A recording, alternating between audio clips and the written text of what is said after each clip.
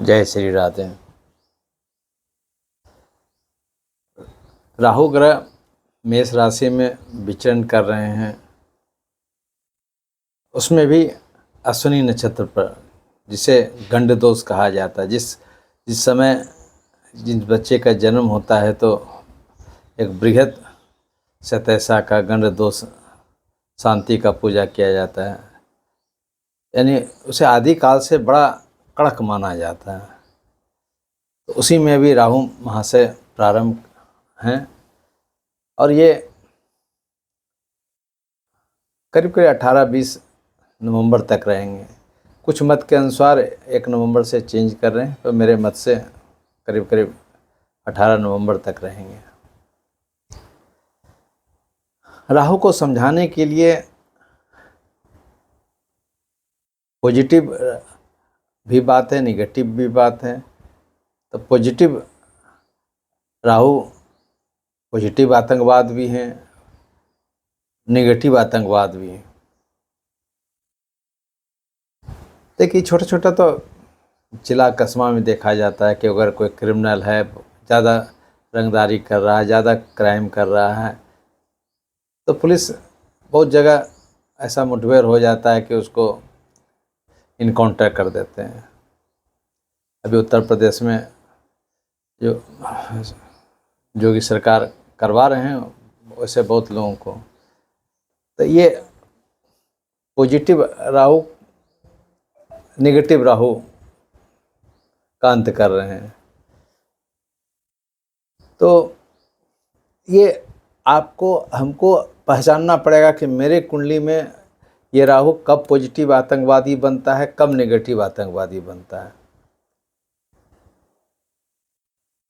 इसलिए पॉजिटिव आतंकवादी भी बनना जरूरी है।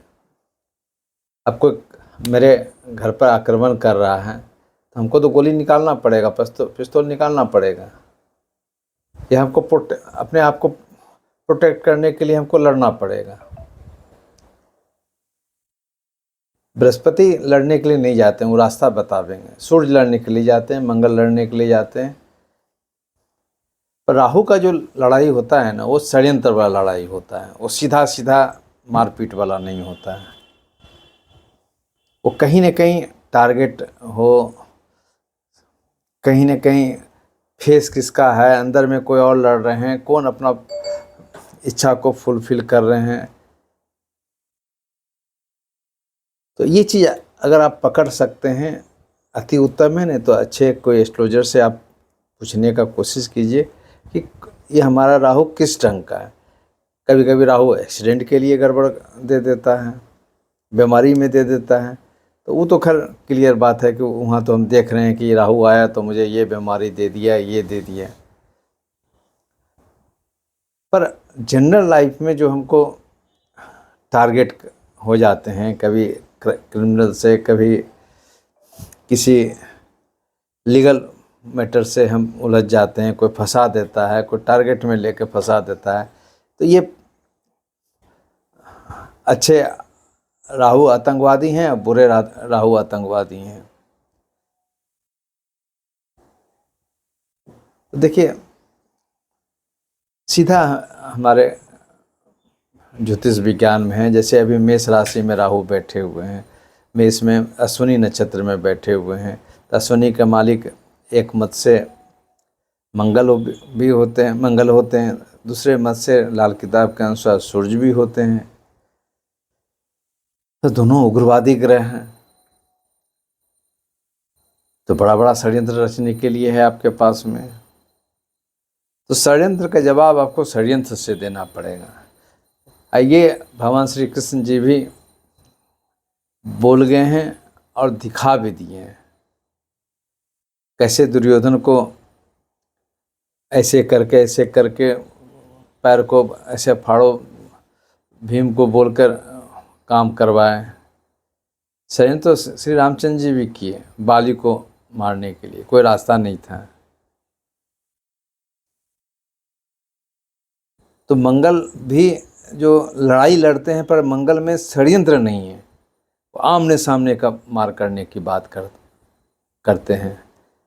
शनि भी आमने सामने मार करने की बात करते हैं।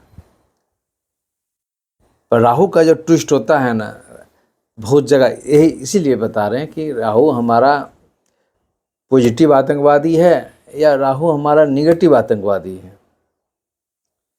निगेटिव आतंकवादी को हटाना पड़ेगा। वो अगर अभी किसी कारण से हम किसी का पैसा ले लिए, किसी को चीटी कर लिए, किसी को दबाव डाल दिए, किसी को एक्सटॉर्शन कर दिए, कल वो मुझे बर्बाद होना ही है। जब तक राहु का प्रभाव है तब राजयोग कीजिएगा, पर जैसे राहु के बाद बृहस्पति आए तब तो आप गए, काल कोठरी में गए, ईडी सीबीआई या इनकाउंटर में आप जाएंगे। तो दशा के अनुसार अपने अपने कुंडली में, अब जैसे छठे राहु भी बहुत जगह शत्रु स्थान पर बैठे हुए हैं। इसका मतलब ये भी है ना कि आप शत्रु के पीछे पड़े हुए हैं, हो सकता है उसका अंत कर भी सकते हैं, करवा भी सकते हैं।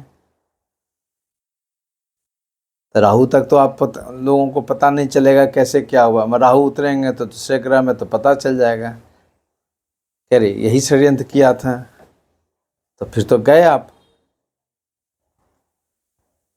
इसलिए बताना चाह रहे हैं कि कहाँ तक हम राहु का गलत पावर का इस्तेमाल करें।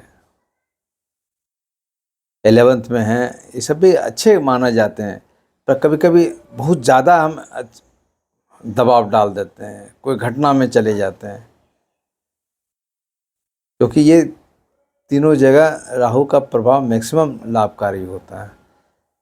अब 8 में है, 12th में है, तब तो इसमें राहु अगर इसमें आप कुछ ज़्यादा दबाव डालते हैं तब तो पहले आपको ही तुरंत झेलना पड़ेगा। शनि का भी वही बात है।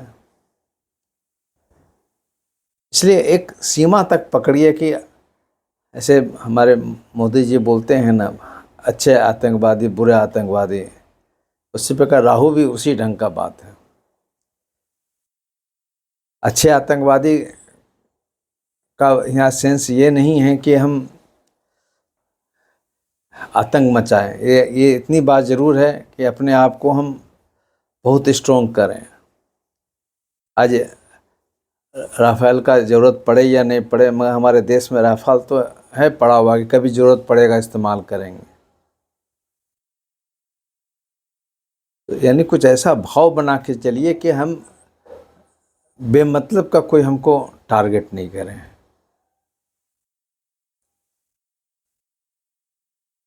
राहु का कम्बिनेशन पर चलेंगे, अगर राहु का चंद्रमा के साथ सूर्य मंगल के साथ है तो बहुत खतरनाक है।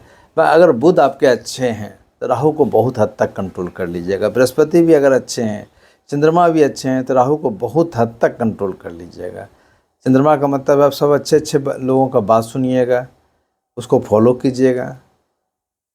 बुध हैं यानी कि प्रॉब्लम आ गया तो उसको कैसे स्केप करें। अगर मंगल है तो अच्छा तुम बदमाशी कर रहे हो तो हम झुकेंगे नहीं हैं, हम अपने पॉजिटिव वे से तुमको लड़ेंगे। तो कहने का तात्पर्य है कि राहु को पहचानना पड़ेगा कि अच्छे हैं या बुरे हैं। पर दोनों स्थिति में राहु को शांत करने की ज़रूरत है। अच्छा बुरा नहीं दे दे, अच्छा अच्छा करके बुरा नहीं दे दे, ये समझने की ज़रूरत है। उसी को तो कंट्रोलिंग आपको करना है। वही तो बुध और बृहस्पति आपके नेगेटिव राहु को, कभी कभी पॉजिटिव राहु भी इसलिए बता रहे हैं बार बार कि 3rd हाउस के राहु भी या 6th हाउस के राहु भी कभी कभी बहुत गलत करवा देते हैं।